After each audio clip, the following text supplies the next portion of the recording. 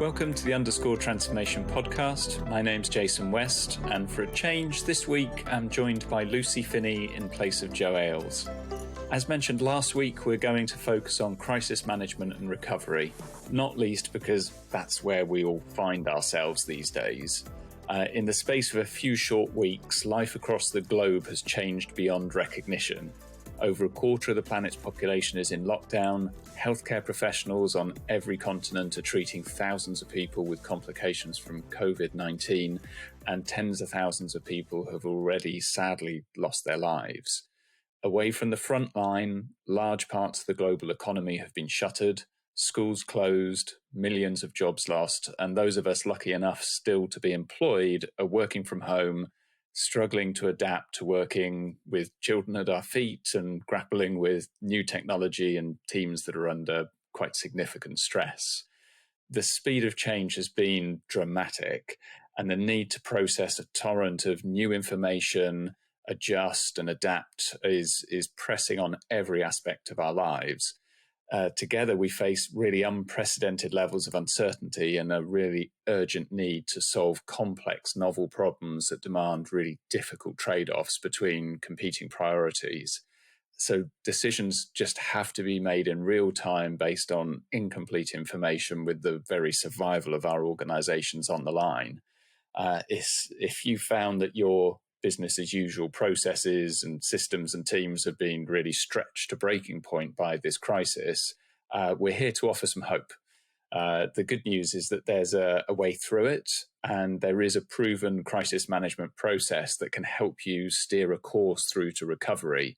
And joining me today is Lucy Finney, who heads up our leadership development side of our organization, to talk us through the Crisis Management and Recovery Toolkit that she's built over actually the past number of years, but more specifically in just the past few weeks. So Lucy is a former British Army Educational and Training Services officer, has a master's in the design of information systems and over 25 years experience as a learning and development consultant, executive coach and business transformation consultant. Now, during Lucy's military career, she was awarded an MBE for the strategic transformation and modernisation of training in the British Army. So fascinating to have you on today, Lucy. Thanks so much for joining us. But before we delve into talking about crisis management and all that entails, it would be great if you could share a bit about your background and career, because you've got quite an interesting story to tell. Yes. Well, thank you. And it's good to take part in this podcast. So I grew up in Northern Ireland during the Troubles, where actually, as it was fighting and bombing and etc., were kind of the norm. They went on all around me. And they were very character building very early on. That kind of inspired me to get very interested in just the psychology of how people survive difficult situations. From that sort of spun me off into, I decided to go to Loughborough University and do a degree in PE, Sports Science and Recreation Management. And there I did that because I just loved sport, and I played a lot of National League hockey, and I was also into outdoor pursuits in a big way. And when you combine that with studying about the science of sport, combined with what was really introduced to me then, which was the psychology of sport, I got really fascinated in that, and fascinated in how leaders in the sport context, how people demonstrate leadership behaviours in difficult situations and under stress. That sort of spun me off. I always had an outdoor pursuits background, and was a caving instructor and a climbing instructor and an outdoor hill walking instructor. And that kind of, I went on expeditions very early on. And what sort of age were you then at that point? So the first expedition, the first thing I did was to walk the Mornwall Walk in Northern Ireland, which was a massive walk for charity all over the Mourns for over 26 miles. That spun me off into a thing called Operation Rally, which kind of sent me, even just the qualification to get on that was amazing, where we had to do all those kind of things you see young people do. I was 20 at the time, and we had to build rafts, go out onto cold lakes, dive down for things at the bottom of the lakes, do all these kind of nasty things you have to do with lifting maggots from one bucket to the next. Get my first taster of what stress actually is. But I loved that. I was really into that challenge. These are lakes in Northern Ireland. Lakes in Northern Ireland. Deep Even and in dark summer, and very cold. And very horrible. In Fermanagh. Dear. But you know what? I came out of that. I was actually filmed and I was on TV, and I came out of it and I just said, do you know what? If I only ever went on the recruitment part for this, that was enough for me, because that was just fantastic. I really loved it. I really loved getting in there and being part of that and mucking in. And that kind of really showed me that I love that outdoor challenge, because I think that's somewhere that stretches you when you're younger physically, gets you into that kind of challenge, and you keep, because you want to beat boundaries, don't you? You want to beat and beat and get better, and you want to achieve things. And I just loved all that. Yeah. So that kind of then took me, I thought, well, logically, what's next? So I signed up for the army, as you do. Yeah. And I thought I would go in there for just 3 years, and I ended up in there for 16 years, so actually effectively a career in it. Yeah. And started off looking after junior medics in the army, and then moved on to platoon commander and so on. And then in the middle, I actually did a master's in design of information systems, and that took me into looking after command and control information systems on battlefields. And that took me into war zones, and it took me to places. Most of my operation experiences around the Balkan area. So I spent quite a bit of time in Croatia and in Bosnia, when it had been just when, as they say, they were still shooting at us. So, I saw it where people had totally, experienced devastation. They had no money, no banks, no homes, nowhere to live, no means to make heating. It blew my mind. What I called normal was definitely not normal. And this really still took me on that. How do these people develop the resilience to actually survive in that context? The things I saw people do were amazing. I also saw it in Africa. I went on an operation there, United Nations operation, and I saw the kids were particularly resilient, where every day they used to come to our gate, and they would sort of try and sell us stuff. And after a while, we realized they were actually going off. This is awful to say, but they were going off to the dumps, where we were actually dumping what we thought we did not need. They were picking it up, being highly creative, and bringing it back and selling it to us as a new product. And some of it was incredibly creative. I just thought amazing, stuck in my mind, really strong. So I took that. I then got into designing battlefield command systems, and that really helped me understand how complex information is when you are entering an environment, as the military call it. It's a term that's spun out, people may have heard of today, called VUCA, but the military use this term that stands for volatile, uncertain, complex, and ambiguous situations. When you go into chaos, when you go into operational theatres, you're going into crisis situation, and your job is to, first of all, get people through that crisis and then start to help them rebuild. Yeah. And so you combine right from the troubles, through Loughborough and sport and outdoor, through seeing these people on these battlefield situations, to trying to design systems that could try and help us manage the flow of information in these really unknown situations. And then subsequent to that, to end a long story, is I took up, and I'm now a practitioner in 8 different psychometrics, and I apply business psychology. I'm very into it, taking that learning from the sport and the outdoor and the army into tough projects and situations in businesses. And that's kind of where I'm passionate about now.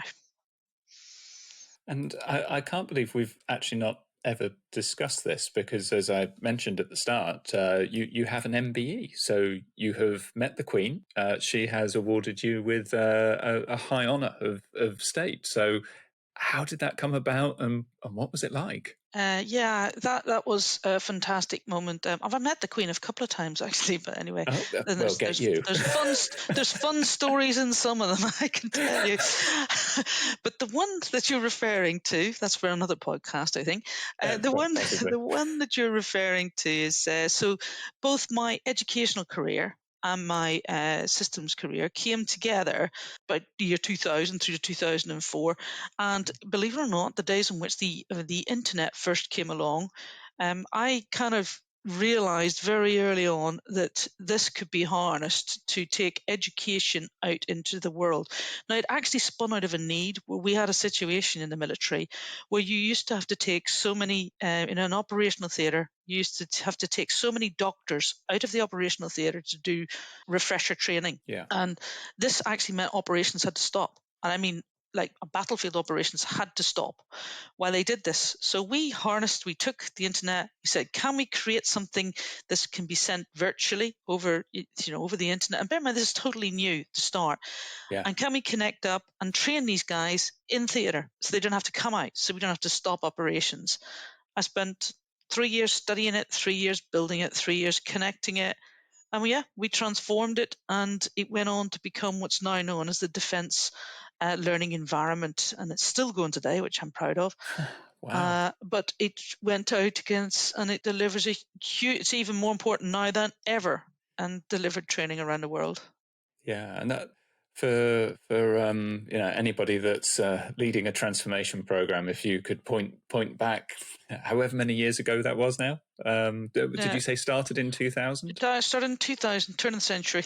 Yeah, so 20 years ago, that something that Yes. you worked on 20 years ago is still in operation today and being used. I think you must be one of a very small handful of people that could point to something like that, because these transformation programs typically they work for, the change happens and it's there for a while, but then the next thing comes along and the next thing. So that's absolutely fascinating.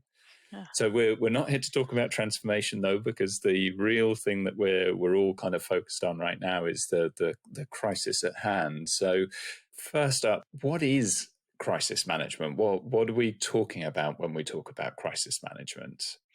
So when sometimes we classify different situations. We may have a simple situation where we kind of know what's happening and the reasons for it and what's going on, and therefore we can approach things in a sensible, structured way. But as situations start to get more disordered, they get more unknown factors in them, they get more confusing, speed comes into the factor, things are changing a lot rapidly around us. Time is of the essence. You start to get a condensing of all of these factors, and it's beyond a complex situation. It's a situation where there's many uncontrollable items, many uncontrollable things going around it, and it's got a need, because often life can be at threat. And I say life because it spins out of real crisis management scenarios in battlefield operations or response teams. But you do have the exact same in business, where there's so many factors and things have got so complex that the business could go into crisis, the business could collapse, and it's the same life or death kind of situation, but it's life or death of a business and its finances. So a crisis is a mixture of unknown, unstructured, uncertain situations which are rapidly changing around you. And there's the need to make decisions fast. You have to make them in a fast time scenario, but they're also critical. They've got high impact, those decisions that you make. That makes a crisis scenario. I think there's also a human element to it as well, an emotional element to it as well, is that you've got teams of people that are often kind of acting from a position of fear. It's a high stress, highly emotionally charged environment. Yeah. And I guess from the British Army and other military forces around the world, they train for this. They're ready for it. They've got processes. They've got ways of managing it, and they spend years training people to cope and manage in these situations. So what are some of those kind of core concepts, core things that you can take from the Army's approach, for example, to how they manage? So this sort of comes what I've designed and what I brought together is a mixture of both of what's in the Army, but also things that I have learned since leaving the Army, because I've worked on in situations early on in my business career. I did a lot of exercise management, and I did a lot of operational analyst type work on military exercise, where we were supplying equipment into them, where the equipment was trying to run disaster scenarios. So what would what will happen in the case of a global warfare?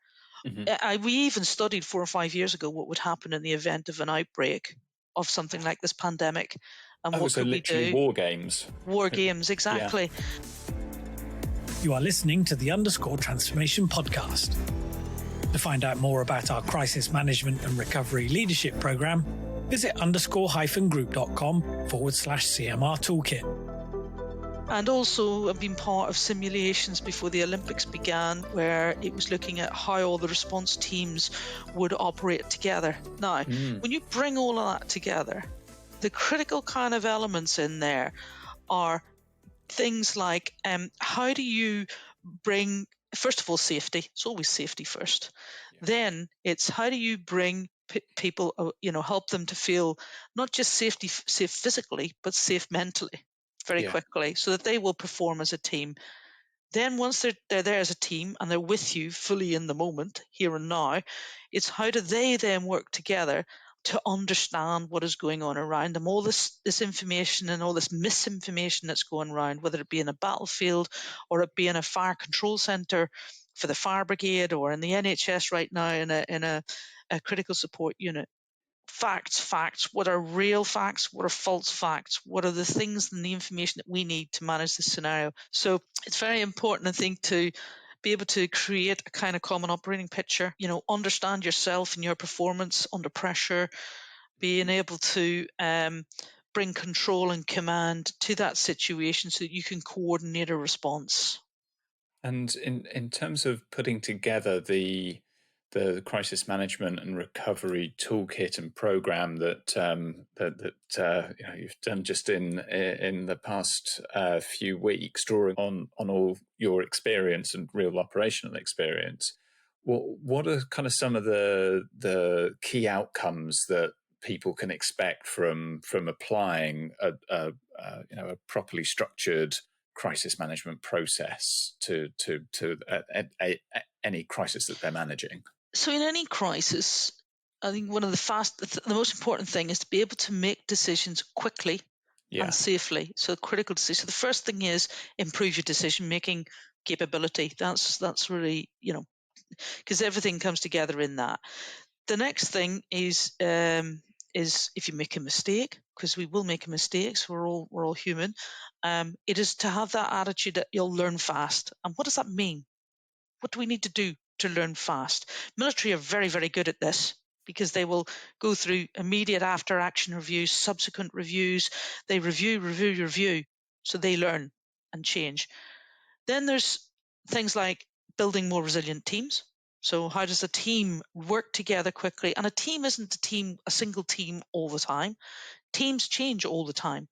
It's about suddenly you're coming together as one team, and you need to be that high performing team for that task. It could be the survival of that patient in a coronavirus sort of end state, or it could be an operating theatre team. It could be a command team to response to a big road traffic accident still happened. Different teams, different people at different times coming together and gelling really, really quickly. Then, things like, and part of that is you're always going to have problems to solve. So it's learning about creativity, learning about problem solving things quickly, learning about how we work our way through problems. That will improve by learning some of these tools. And at the end, that will have an effect of reducing some of your risks in the operational scenarios you're in, making sure you use your resources at their best, optimize the use of what's often very scarce resources. And then ultimately getting through that so you can build whatever the scenario is, build towards recovery. I think one of the things that's been really fascinating from coming from the world of business transformation into what is quite a new topic for me, crisis management, incident response, these sorts of things. The thing that's really surprising is the real pace of how quickly you're getting people together and you're processing intelligence and information. It'd be interesting if you'd say a bit about how that process of managing the crisis actually works in reality. Okay, so what will happen in the military is they will go into any situation, whether it's so many unknowns, they will immediately establish some form of base camp. And that base camp, the very first thing is literally put up your tables, put up your computers, gather your information, collate the situation, and understand the picture of what's going on. So that's get your command situation in position so you understand where everybody is and what's happening around you. Then you got to think about, how do you control the situation? And how do you bring control to that situation? And that's what a lot of the military training is about. It has a lot of procedures, and it has a lot of fast techniques to help you get through into that that situation where you've got control of what you can control, and you Yeah. build out to take control of more. Then it's a lot of coordination. We need to get the troops out on the task. We need to get them moving and doing what they need to do. And we need to learn from as much as possible from the troops on the ground. And then it's about everything's about communication, because without that, if you don't have the flow of information, information is useless. It Yeah. has to flow around like a living thing going through the blood around the whole organization. We need to connect, and in a military scenario, that can be what they call it the battle space, where it's connecting out to ships, connecting aircraft, connecting up the whole mechanism, satellites, you name it. And it's complex communication, but we need to do it, and we need to get it out there. And how have you taken what is a battle-proven approach to managing highly complex, highly volatile, uncertain situations and applying it to the commercial sector? What we've done is taken that two things. All that knowledge that I've just described is put into what we call our crisis management toolkit. That is designed to try and help businesses restabilize, and this is to try and help businesses get into a flow that is necessary in order to manage their current crisis and then move towards recovery. On top of that, we've also combined that. We've also included our mental toughness program, which is about getting the right mindset, getting people to be able to be confident in what they do, people to be able to speak up and to feel safe in speaking up, because that's very, very important in a crisis scenario.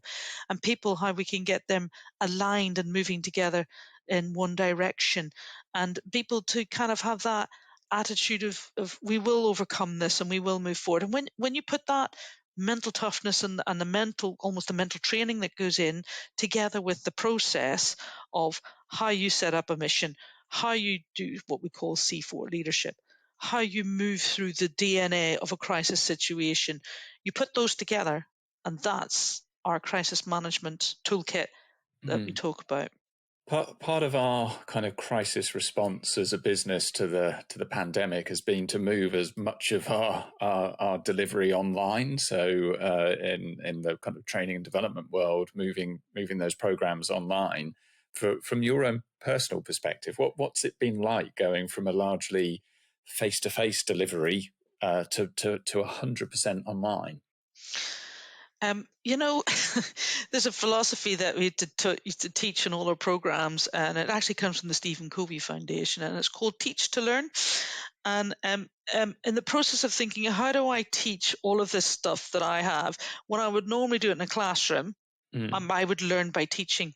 So I've had to go through the process of taking all of that stuff where I've got really useful resources. I'm sitting in a room full of resources, a lifetime of resources here. And I've had to think, how do I get that through a portal on my computer? How do I get that into a virtual context? Now, obviously, as I say, for 20 years, I've been working along in this virtual field. So I'm not unfamiliar with it, but there is a difference. And I think some of the very early lessons that I've learned is you go to some webinars and it's very much, they give a speech, they give you a talk, and there's no connection. And I think when I have, face-to-face scenario, you get a very much a two-way interaction, and that's actually called a form of learning called constructivist learning. You need to interact to learn in certain situations, and particularly this, you need to interact. So for me, a big drive has been, I'm only talking 3 weeks here, but over 3 weeks is to learn, how do you get that interaction online, and how do you get that interaction virtually? And so I use what I've learned and evolved is to use multiple tools at the same time. So I'm perhaps presenting some information, doing what used to be called a blended learning thing, but it's much more, people will get information to read in advance. I will teach some stuff. We will have an interaction. I will use other tools where maybe there are certain people who don't want to even speak through the computer or can't, because they haven't got video and they haven't got, they've not got a microphone. So we've had to overcome all of these in 3 weeks. But by using other tools where they can download certain apps onto their phones, we can ask them questions. We can also see how people are. That's really important. How Yeah. are people feeling before we embark on this? Because some of the stuff that we're doing is quite tough, in terms of it makes you think about yourself, think about your performance, think about your mental attitude.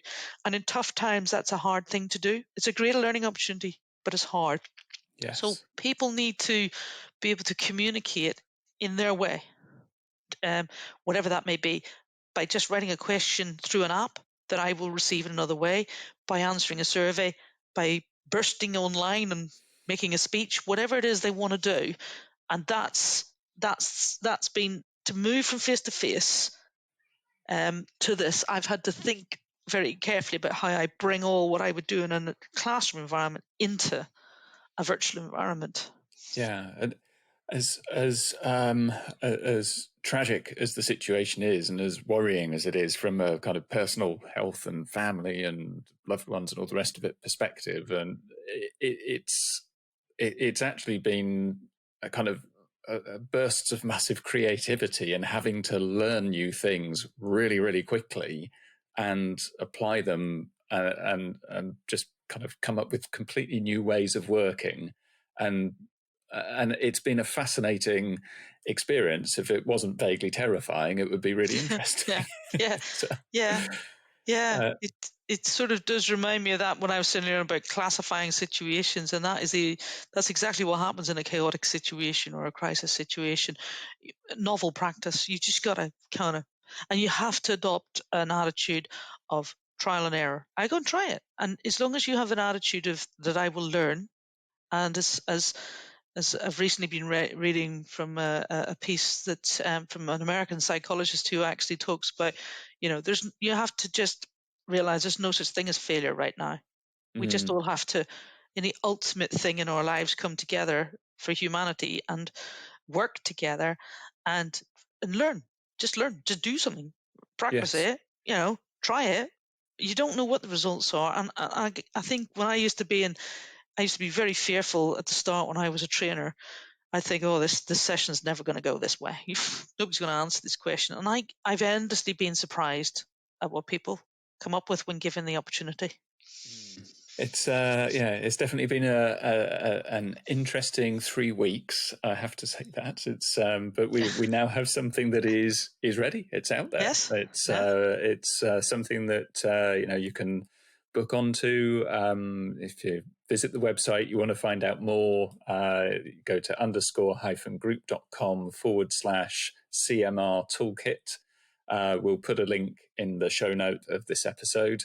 But to leave people on a thought, Lucy, what for those out there that are struggling to deal with a crisis that's in front of them right now, what are those kind of key thoughts to leave them with, something that they could apply in their own lives from listening to this podcast?